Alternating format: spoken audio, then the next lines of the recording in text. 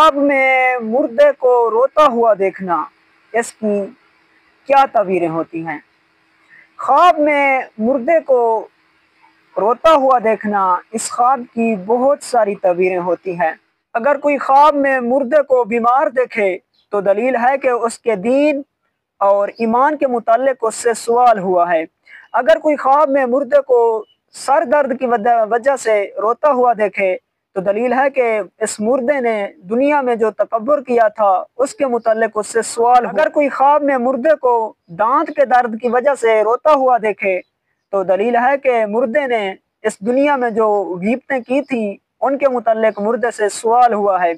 अगर कोई ख्वाब में मुर्दे को आंख के दर्द की वजह से रोता हुआ देखे तो दलील है कि उसको बदनिगाही की वजह से उनसे सवाल किया गया है।